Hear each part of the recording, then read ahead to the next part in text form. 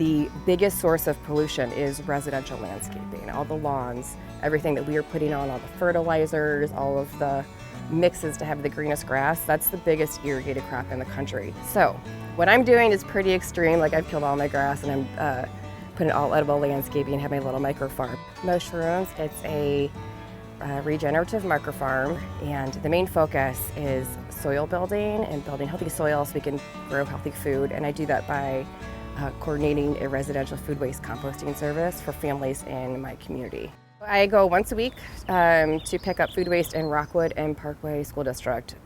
Customers will put their bucket of food waste in front of their garage, wherever is convenient, in front of their garage on the front porch, and I pick that up and give them a clean bucket. And if they order any of our tomatoes or arugula, basil, then I deliver the produce in reusable bags that I made out of my kids' t-shirts, like where you cut the sleeves and the neck out and tie the bottoms together.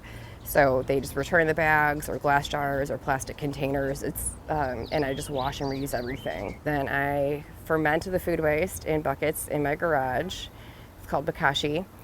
It's based on Korean natural farming, kind of like kimchi, or like, if you pickle things.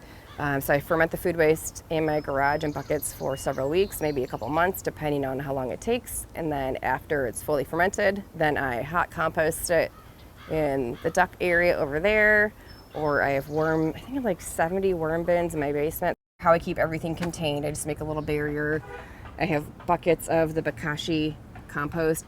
This is what it looks like. There's like this white mold on top. This is food waste that's been fermenting for a couple weeks in the garage, and it gets this white mold on top. You can smell it's a little bit. I take the wood chips from the pathways and other carbon material, make a big base layer, and then I layer up my browns and greens to all the hot compost. And this is my dishwater. So this is one of the things we do, collect the dishwater inside and use it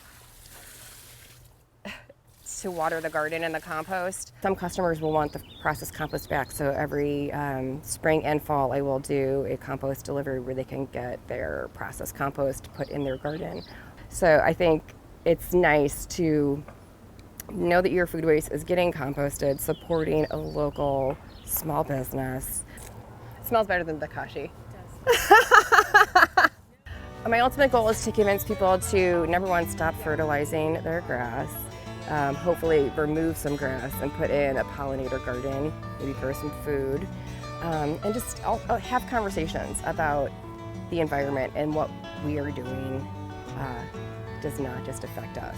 So I think, we need people to see, like, it's not hard or it's not easy, but, eventually if you put enough effort into it, it'll be something that everyone can enjoy. Hopefully I'm gonna sit down and enjoy some wine in here someday.